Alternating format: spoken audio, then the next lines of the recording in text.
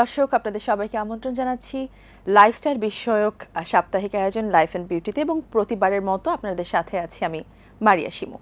আমরা জানি যে সুস্থ থাকতে হলে আমাদের খাদ্যাভ্যাস অথবা লাইফস্টাইল অনেক বেশি গুরুত্বপূর্ণ এবং এই মুহূর্তে আমাদের সবার জন্য সুস্থ থাকাটা বেশ গুরুত্বপূর্ণ এবং সেই সুস্থ থাকতে গেলে খাবারের উপর আমাদেরকে নির্ভরশীল হতে হয়। সব ধরনের খাবারই যে আমাদের শরীরের জন্য ভালো সেটাও কিন্তু নয়। সো এই জন্য আমাদের জানতে হবে যে আমাদের শরীরের জন্য ভালো কোন ধরনের খাবার, খারাপ কোনটা খেতে হবে এবং কোনটা অ্যাভয়েড করতে হবে এবং কি করলে আসলে আমরা ফিট থাকতে পারি, সুস্থ থাকতে পারি, সুন্দর থাকতে পারি, সেই খাদ্যাভ্যাস এবং সেই খাবারগুলো নিয়ে আমরা আজ কথা বলবো। আপনারা বুঝতেই পারছেন ইতোমধ্যে আমরা কাকে আমন্ত্রণ জানিয়েছি। আজও আমরা আমাদের মাঝে নিয়ে এসেছি একজন পুষ্টিবিদকে, যিনি আমাদেরকে জানাবেন যে কিভাবে খাওয়া দাওয়া দিয়ে অথবা প্রপার ডায়েট দিয়ে আমরা সুস্থ থাকতে পারি এবং ফিট থাকতে পারি। আমন্ত্রণ জানাচ্ছি স্টুডিওতে পুষ্টিবিদ সামিয়া তাসনিমানিকে। কেমন আছেন আপনি? খুবই ভালো আছি, আপনি কেমন আছেন? আমি বেশ ভালো আছি এবং আপনাকে পেয়ে আরো ভালো লাগছে। আজ বেশ কিছু সিক্রেটস জেনে যাব যে কিভাবে আসলে আপনি এত সুন্দর থাকেন, কি কি খেয়ে আসলে আপনি ফিট থাকেন এবং মেইনটেইন করেন। প্রথমেই আপু যেটা বলছিলাম আমি যে আমাদের খাদ্যাভ্যাসটা আসলে এখন এতটাই গুরুত্বপূর্ণ এবং আমরা দেখছি যে আমাদের চারপাশে সিজনাল যেসব ফ্লু এবং এছাড়াও আরো অনেক ধরনের অসুখ বিসুখ এখন অনেক বেশি বেড়ে গেছে, যে কারণে দেখা যায় আমরা যদি একটু বলি যে ডেঙ্গি অথবা চিকুনগুনিয়া, এই পেশেন্টরা কিন্তু রিকভার হওয়ার জন্য তাদের খাবারের জন্য বেশি গুরুত্বপূর্ণ, খাবারের উপর তাদেরকে বেশি ফোকাস করতে হচ্ছে এবং ডক্টররাও তাই বলছে যে খাওয়া দাওয়া দিয়ে আসলে রিকভার করতে হবে। সো এই যে এই ধরনের ভাইরাল ফ্লু অথবা ডেঙ্গি চিকুনগুনিয়া এটাতে যারা ভুগছেন তাদের খাদ্যাভ্যাস কেমন হওয়া উচিত অথবা আমাদের ইমিউনিটি আমাদের ডেভেলপ করতে গেলে কি ধরনের খাবার খেতে হবে? অনেক ধন্যবাদ আপু। কেননা এই ভেরি রিসেন্ট আসলে আমরা ডেঙ্গু নিয়ে এত বেশি সাফার করছি। আমার খুব ক্লোজ অনেকেই আছেন যে আমি এই কিছুদিন আগেও আমি দেখলাম যে তারা অনেক সাফার করছে। তো আমি এই জায়গাটা একটু বলতে চাই যে বিভিন্ন সিজনে কিন্তু এই জিনিসগুলো আমাদের ঘুরে ফিরে আসছে। তো আমাদের সবার আগে মাথায় রাখতে হবে যে আমরা আসলে সারা জীবন বা সব সময় ফিট এবং আমাদের ইমিউন সিস্টেমকে ডেভেলপ করে রাখা শিখতে হবে। আদারওয়াইজ দেখা যাবে প্রতি বছর এই সিজনটা আসবে, আমাদের এই জিনিসগুলো আবার ব্যাক করবে, আমরা কেউ না কেউ এখানে আমরা এফেক্ট হচ্ছে এবং আমরা কিন্তু অনেক বেশি সাফারও করছি। তো শুরুতে আমি বলবো যে রোগ প্রতিরোধ ক্ষমতা বা ইমিউনিটি বুস্ট আপের জন্য এটার জন্য আমাদের আসলে কিছু কিছু ফুডের প্রতি বেশি এটাকে প্রায়োরিটি দেওয়া হয়ে থাকে, যেমন হচ্ছে ভিটামিন সি। অনেক বেশি এটা পাওয়ারফুল একটা অ্যান্টিঅক্সিডেন্ট, যেটা আমাদের গাঢ় সবুজ শাকসবজি, টক ফল এগুলোর মধ্যে কিন্তু প্রচুর পরিমাণে পাওয়া যায়। বিশেষ করে আমাদের পেয়ারাটা সারা বছর থাকে, সো পেয়ারাতেও কিন্তু আমরা ভিটামিন সি সবচেয়ে বেশি পাচ্ছি কম্পারেটিভলি যদি আমরা গ্রামে উল্লেখ করে থাকি। এছাড়াও আমরা মালটা, জাম্বুরা এই ধরনের খাবারগুলো কিন্তু আমাদের ইমিউনিটি বুস্ট করছে। পাশাপাশি আমাদের যে ভিটামিন ই, ভিটামিন ডি এগুলোও খুব জরুরি। সূর্যের আলোতে আমাদের যেতে হবে, আদারওয়াইজ কিন্তু আমরা যতই ভিটামিন ডি রিচ ফুডগুলো খাই, সূর্যের আলোতে তো আসলে এখন যাওয়াটা অনেকের জন্য দেখা যায় যে বিউটি কনসার্ন হয়ে যায়, যে সানবার্ন হবে অথবা কালো হয়ে যাব। সো অনেকেই দেখা যায় এই কারণে সূর্যটাকে বেশ অ্যাভয়েড করে। এইটা আমি বলবো যে যদি কেউ ফেসে না লাগাতে চায়, বডির যে কোনো একটা জায়গাতে যদি সে ওপেন রেখে, যেমন হাত, পিঠ বা পাগুলি ওপেন রেখে যদি আমরা মোটামুটি কাভার করতে পারি, সানলাইট যদি এক্সপোজড হতে পারি, সেক্ষেত্রে কিন্তু সেটাও আমাদের জন্য কাজ করবে। সেক্ষেত্রে কতক্ষণ সানলাইটে থাকা? এটা 15 মিনিটস এভরিডে, যদি সে অবশ্যই সকাল 10টা থেকে দুপুর 3টার মধ্যে। আমরা যেমন অনেক আগে কি হতো যে আমাদের আমরা সকালবেলা ভোরবেলা উঠে গিয়ে রোদে বসতে বলতো, তো এখন তো আসলে মানুষ অনেক বেশি জানে এবং অনেক বেশি সায়েন্সটা চেঞ্জ হচ্ছে, মানুষ কিন্তু এখন জানতে পেরেছে একদম সকালে না, কেউ চাইলে 10টার পর থেকে 3টার মধ্যে যে কোনো টাইম এসে বসতে পারে। সো এইটা যেমন সবসময় কন্টিনিউ রাখা, আর যদি কারো পক্ষে পসিবল না হয় তাহলে একজন ফিজিশিয়ানের সাথে কথা বলে তার ভিটামিন ডি লেভেলটা চেক করে সে ভিটামিন ডি সাপ্লিমেন্টটা নিতে পারে। তবে এটা মনে রাখতে হবে যে ভিটামিন ডি কিন্তু 15 আওয়ার্স পরে আমাদের বডিতে থাকে না। মানে কেউ যদি ওভার ভিটামিন ডি ইনটেক করে তাহলে সেটা খুব বেশি প্রফিটেবল। এটা তো খুবই এটা হার্মফুল হবে, প্রফিটেবল হবে না। যেমন সে হয়তো 2 মাস 3 মাস নিয়েছে, 3 মাস পরে গিয়ে কিছুদিন পরে কিন্তু বা কয়েক ঘন্টা পরে কিন্তু তার আবার এটা নাই হয়ে যাচ্ছে, কারণ এটা স্টোর থাকে না। আর অতিরিক্ত যদি আমরা নেই, যে আমরা অনেক সময় হয় কি আমরা নিজেরা বাসায় ভিটামিন ডি ইনটেক করে থাকি, তার লেভেলটা সে না জেনে হয়তো 2 লাখ বা 40,000 এরকম পাওয়ার সে নিজে নিজে খাচ্ছে, এরকমও হয়েছে যে কেউ এভরিডেই নিয়েছে। তো সেই সব ক্ষেত্রে যেটা হয় যে আমাদের ক্যালসিয়াম শোষণটা বেড়ে যায় বডিতে ভিটামিন ডি যাওয়ার পরে, তখন এটা আমাদের বডিতে কিন্তু অনেক ধরনের হার্মফুল জিনিস তৈরি করতে পারে। সো আমার মনে হয় কিডনি স্টোন থেকে শুরু করে অনেক কিছু প্রবলেম হতে পারে। তো সেক্ষেত্রে অবশ্যই এই ধরনের সাপ্লিমেন্ট বাসায় না খাওয়াই ভালো, রোদে বসাটা সবচেয়ে ওয়াইজ ডিসিশন।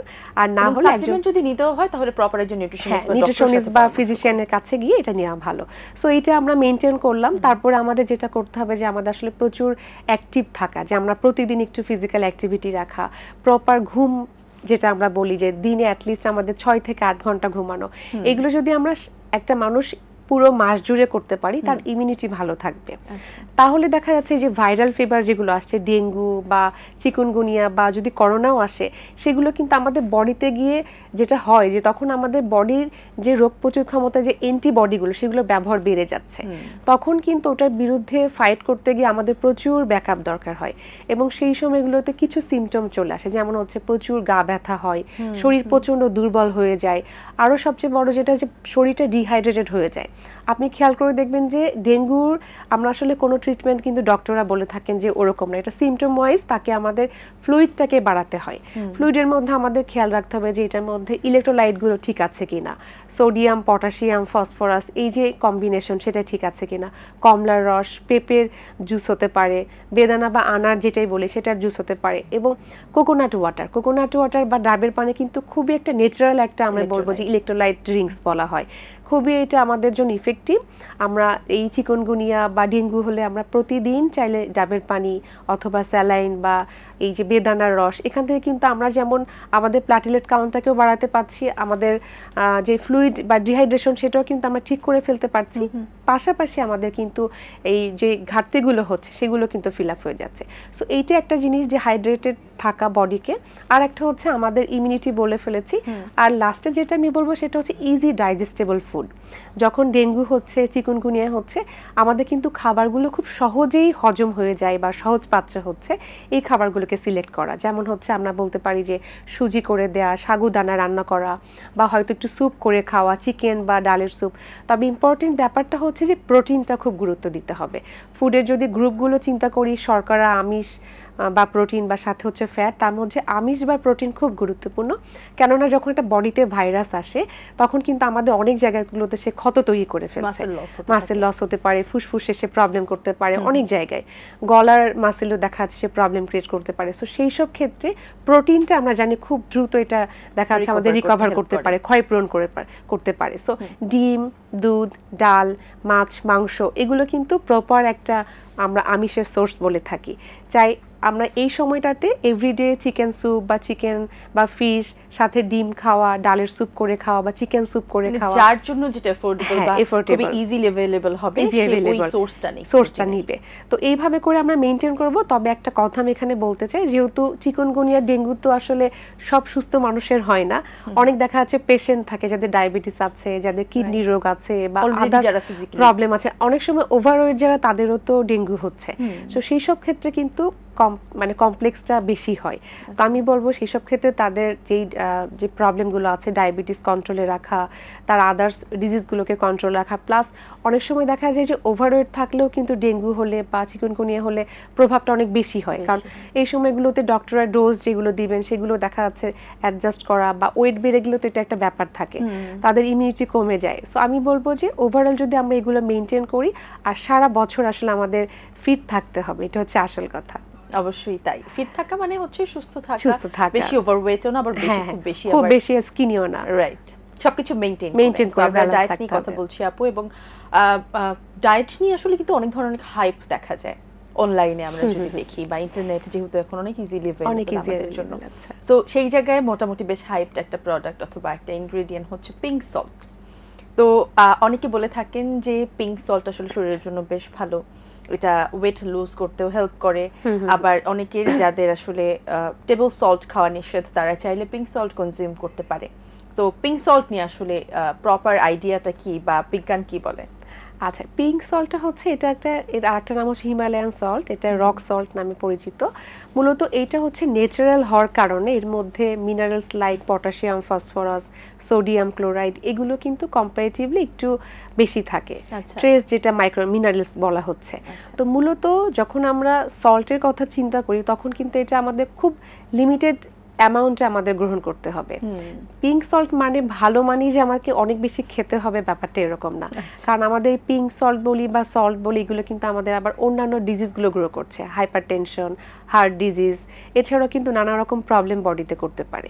তাই এটার যে বেনিফিটগুলো আছে এটা হচ্ছে আমাদের বডিতে ইলেকট্রোলাইট ব্যালেন্স করতে পারে, প্রপার ঘুমটাকে ভালো হতে সাহায্য করে থাকে। কারণ এটার মধ্যে যে বললাম ট্রেস যে মিনারেলস আছে, ম্যাগনেসিয়াম, এগুলো আমাদের ঘুমের সাইকেলটাকে ভালো করতে পারে। অনেক সময় আমাদের স্কিনের জন্য এটা ভালো, রেসপিরেটরি যে সিস্টেমটা আছে সেখানেও পিঙ্ক সল্ট ইমপ্রুভ করে থাকে। মূলত এটা টেবিল সল্ট থেকে ভালো, কিন্তু আবার যদি কেউ মনে করে যে এটা ভালোর জন্য অনেক বেশি খাচ্ছে সেটাও কিন্তু আবার তার জন্য হার্মফুল হয়ে যাবে। সো আমরা যেটাই খাই সেটা যদি আমরা পরিমিত খেতে পারি, এটার ব্যবহারটা যদি আমরা অ্যাপ্রোপ্রিয়েট করতে পারি, ম্যান টু ম্যান যেহেতু ভ্যারি করছে, যে মানুষের যতটুকু রিকোয়ারমেন্ট, তাহলে দেখা যাবে এটা আমাদের যতটুকু হেলথ বেনিফিটস আছে সেটা আমরা পুরোটাই নিতে পারছি। অনেক ধন্যবাদ আপু আপনাকে। যেহেতু আমি ইন্টারনেট হাইপের কথা বললাম অথবা বললাম যে যেটা আসলে বেশি আমাদের কাছে জনপ্রিয় হয়ে যায়, তার মধ্যে দেখা যায় যে অনেক সময় অনেক ধরনের সাপ্লিমেন্টস চলে আসে। সাপ্লিমেন্টস নিয়েও আমরা কথা বলবো, একটু পরে বলবো, কিন্তু তার আগে যেটা বলি সেটা হচ্ছে অনলাইনে, ফেসবুকে অথবা ইন্টারনেটে দেখা যায় যে খুব চমকপূর্ণ বিজ্ঞাপন দিয়ে মাঝে মাঝে কিছু টি, কফি অথবা এগেইন সাপ্লিমেন্টস বিক্রি হচ্ছে, যেটাতে সবাই ক্লেম করছে যে 10 থেকে 15 কেজি পর্যন্ত ওজন কমানো যায় কোনো এক্সারসাইজ ছাড়া। সো এই ধরনের যে সাপ্লিমেন্টসগুলো অথবা টি, কফিগুলো, এগুলো কি আদৌ এফেক্টিভ কিনা অথবা আমাদের জন্য সেফ কিনা? আচ্ছা, এখানে একটা আমি কমন সেন্স অ্যাপ্লাই করতে চাই যে যদি আমাদের আসলে এগুলো খেয়ে কমে যেত, তাহলে তো আসলে আমরা প্রত্যেকেই যারা এই ধরনের প্রবলেম ফেস করছি তারা তো খেয়ে কমে যেত। মূলত এই জিনিসগুলো হয়েছে কি যে কিছুটা আমাদের যদি অন্য কোনো সিস্টেমে হেল্প করেও থাকে, সেটা দেখা যাচ্ছে যে খুব বেশি লং টাইমের জন্য হেলদি না। এবং আপনাকে একটা জিনিস বলে রাখি, সবাই যেহেতু শুনছে, আমাদের বডিতে ওজন কমাতে গেলে আমাদের ক্যালোরি, যদি আমরা ব্যালেন্স ডায়েটের কথা চিন্তা করি, ক্যালোরি ডেফিসিট হচ্ছে একমাত্র কি যেটা দিয়ে আমরা ওজন কমাতে পারি। এখন ক্যালোরি ডেফিসিট আমরা কিভাবে করতে পারি? কেউ হয়তো কম কনজিউম করছে, আমার যদি 1500 ক্যালোরিজ পার ডে রিকোয়ারমেন্ট থাকে, every man has different calorie requirement. So আমার যতটুকু রিকোয়ারমেন্ট, আমি যদি তার থেকে ওজনটা কমাতে চাই, এই যে ওজন আছে, তাহলে আমি ক্যালোরি ডেফিসিট করব, মানে কম করে দিব। যদি আমি ওজন বাড়াতে চাই তাহলে আমি ক্যালোরি বাড়িয়ে দিব। এখন আমি যদি খাবারটা কম খেয়ে ক্যালোরি কম করি, সেটা একটা ওয়ে হতে পারে। আবার যদি আমি দেখছি যে না, খাবার আমি কম খেতে পারছি না, তাহলে আমি জিমে যাব বা বাসায় ফিজিক্যাল এক্সারসাইজ করব, যেগুলোর মাধ্যমে আমি ক্যালোরি বার্ন করব। আর একটা ওয়ে হতে পারে, এখন আসলে সব মানুষের আসলে বডিতে একরকম ভাবে কাজ করে না, হরমোনাল কিছু ইস্যুস থাকে, অনেকের আছে খুব অ্যাপেটাইট বেশি, ক্ষুধা বারবার লাগছে, তাদের জন্য এখন কিন্তু এন্ডোক্রাইনোলজিস্ট ডক্টররা কিন্তু বিভিন্ন ধরনের সিমাগ্লুটাইড বা বিভিন্ন ধরনের ইনজেকশন কিন্তু এখন ফার্মাসিউটিক্যালগুলো নিয়ে এসেছে, যেগুলো অ্যাপেটাইট লস করছে।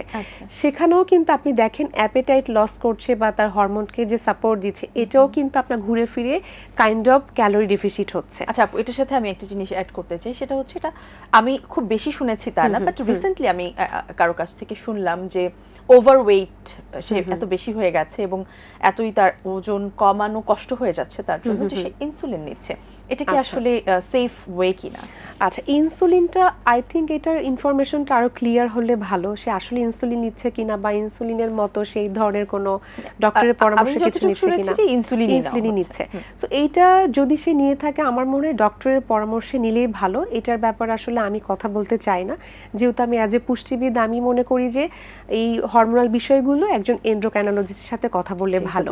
তবে আমার দিক থেকে আমি কমন সেন্সে যেটা বলতে পারি যে আসলে আমাদের ক্যালোরি ডেফিসিট করে ওজন কমাতে হবে। ইনসুলিনটা আমরা কেন নিই? আমাদের গ্লুকোজ মেটাবলিজম করার জন্য। অনেক সময় আমরা যে গ্লুকোজ ইনটেক করি সেটা কিন্তু অনেকের মেটাবলিজম খুব স্লো।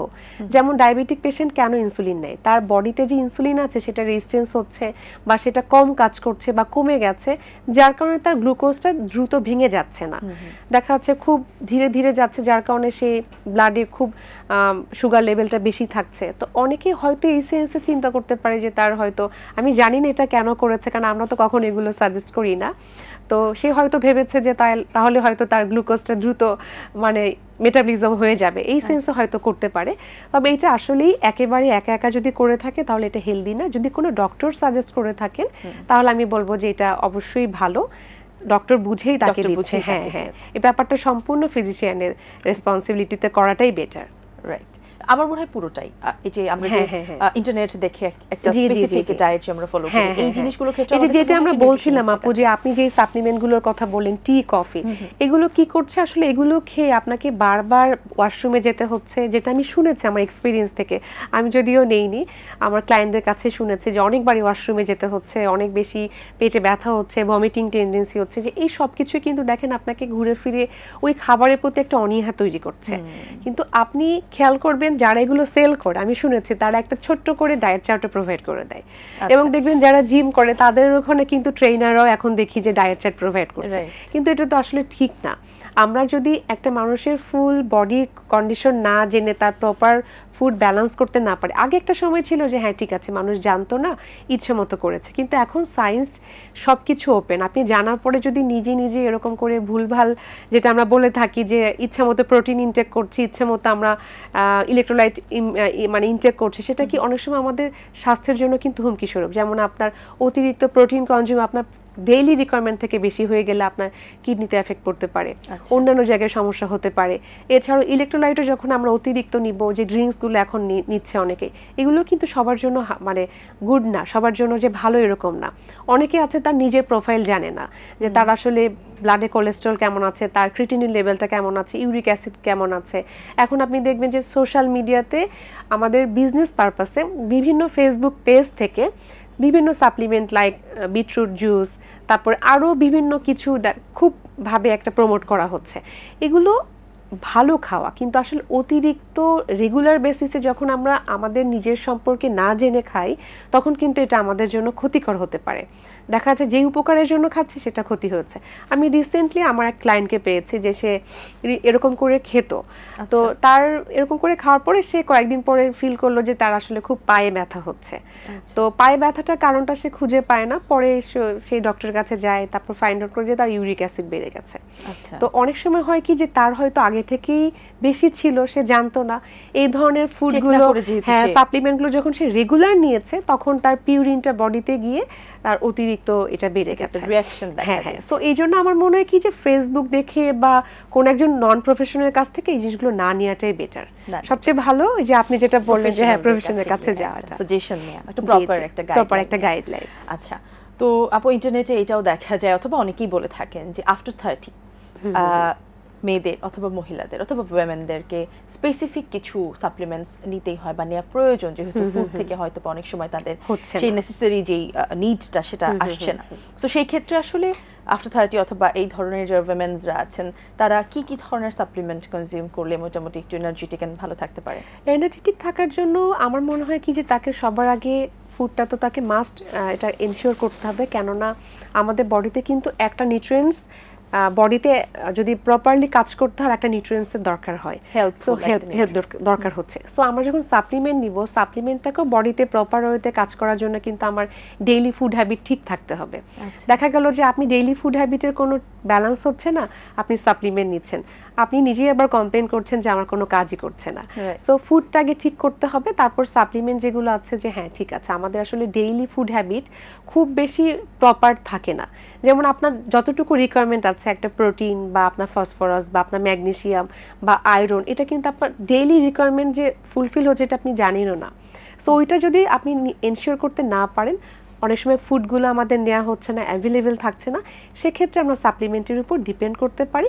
তবে অবশ্যই যে আবারও রিপিট করব যে একজন ফিজিশিয়ানের সাথে কথা বলে তার কন্ডিশনটা একবার জেনে, যদি সে যেমন এখন তো অনেকেই অনেক কিছু নিচ্ছে, ভিটামিন ডিটা, ভিটামিন ই হতে পারে, বায়োটিন হতে পারে, এই ধরনের সাপ্লিমেন্টগুলো কেউ চাইলে হয়তো 2 মাস 1 মাস করে ডক্টরের পরামর্শে সে নিতে পারে।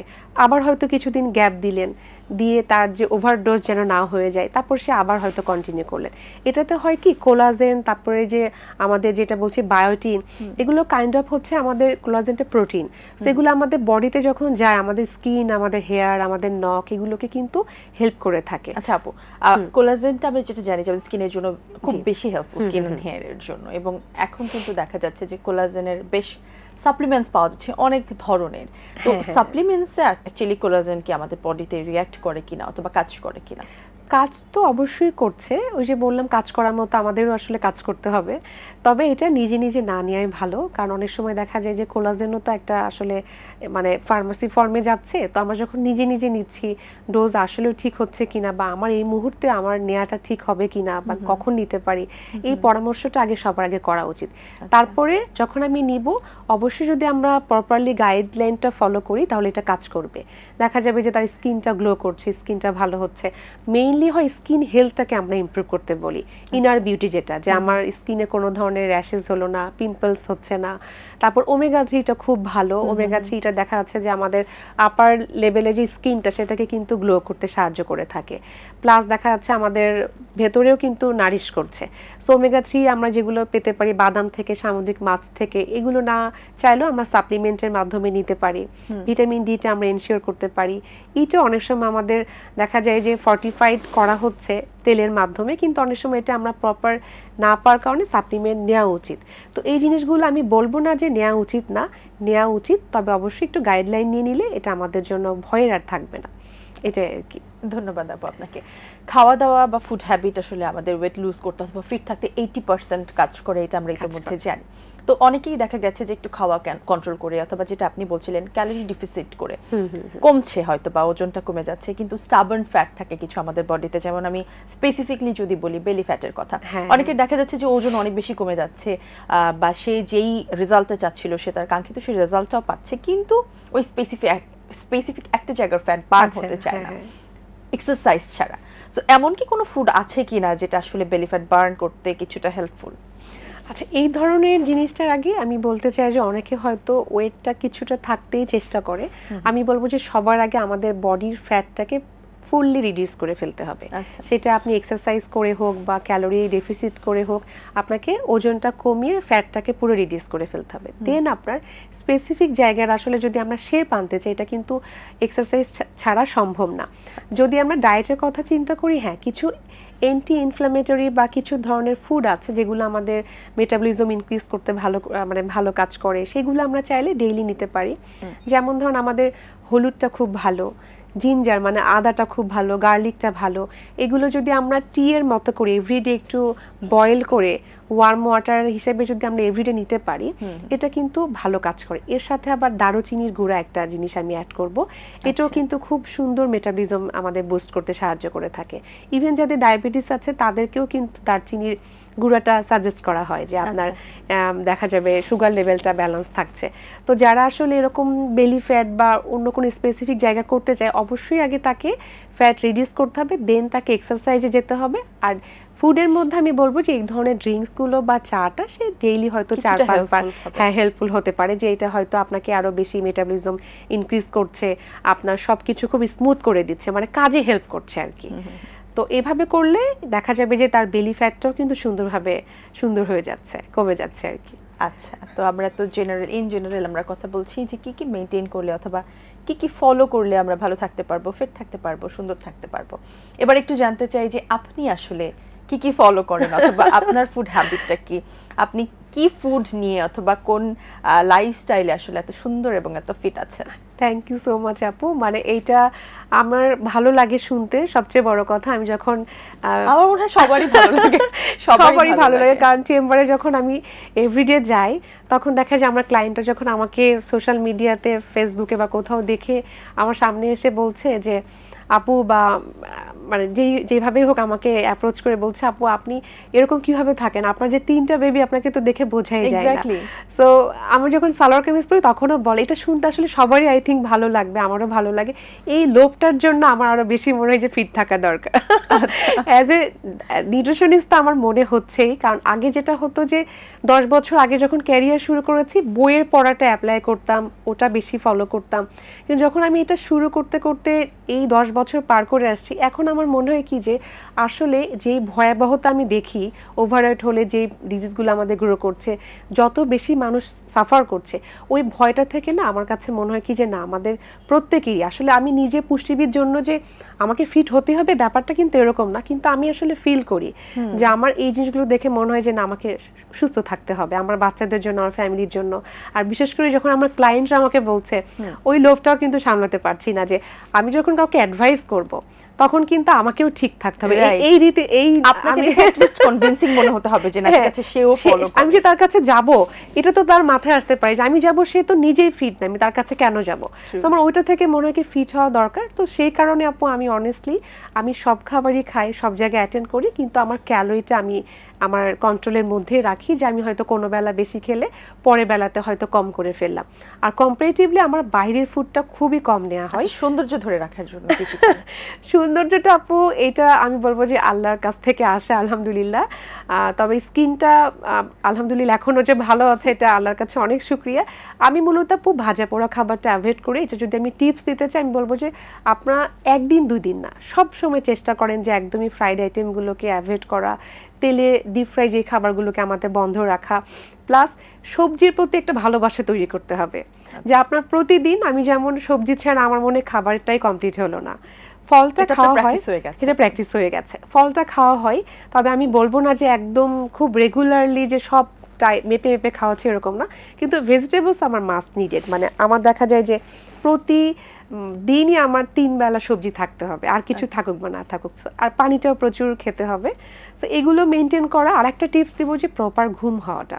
আমি নিজেও খেয়াল করেছি আমার সাথে যেটা হয় যে আমি যদি 2-1 দিন রাত জেগে কাজ করি, আমার পরের দিনই দেখা যাচ্ছে একটু কেমন যেন স্কিনে মনে হয় যে রাফ হয়ে গেছে, বা 2-1টা মনে হয় পিম্পল দেখা গিয়েছে। আবার যখন ঘুমটা প্রপার হয়, টায়ার্ড লাগে, ফেসটা দেখতেও টায়ার্ড লাগে। হ্যাঁ টায়ার্ড লাগে।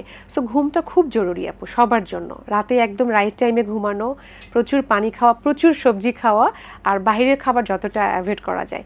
এভাবে করলে আমার মনে হয় কি প্রত্যেকটা মানুষ, ইভেন আপনিও তো খুব সুন্দর আপু, মাশাআল্লাহ, আপনার মতো এখনো হতে পারি না আপু, আপনি অনেক সুন্দর। তো আমি বলবো যে প্রত্যেকটা মানুষ সুন্দর, এবং তাদের সৌন্দর্য মানে ধরে রাখার জন্য এগুলো মেনটেন করা উচিত। তাকে বিশেষ করে আইডিয়াল বডি ওয়েটে থাকা এবং তার টাইপ অফ ফুডগুলোকে পারফেক্ট করে ফেলা। ওভারঅল আমরা আসলে যেটা বুঝলাম যে খাদ্যাভ্যাস এবং লাইফস্টাইল, এই দুইটাই আসলে আমাদের জন্য খুবই গুরুত্বপূর্ণ আমরা যদি ফিট থাকতে চাই, সুস্থ থাকতে চাই এবং সুন্দর থাকতে চাই। আপু অনেক ধন্যবাদ আপনাকে। আমরা কথা বলতে বলতে অনুষ্ঠানের একদম শেষ পর্যায়ে চলে এসেছি। আর একবার অনেক ধন্যবাদ। কখন সময় শেষ হয়ে গেছে আসলে বুঝতেই পারিনি, খুব ভালো লেগেছে। আপনাকে ধন্যবাদ আপু আরো একবার আমাদের আজকের আয়োজনে আসবার জন্য। আপনি অনেক ব্যস্ত, তারপর আমাদের সময় দিয়েছেন তাই, এবং অনেক শুভকামনা রইল আপনার জন্য লাইফ এন্ড বিউটি এবং এটিএন বাংলার পক্ষ থেকে। দর্শক আজ এখানেই শেষ করছি। দেখা হবে আগামী পর্বে নতুন কোনো অতিথির সাথে। সেই পর্যন্ত আপনারা সবাই ভালো থাকুন, সুস্থ থাকুন, শুদ্ধ সংস্কৃতি চর্চার সঙ্গে থাকুন এবং অবশ্যই চোখ রাখুন এটিএন বাংলার পর্দায়।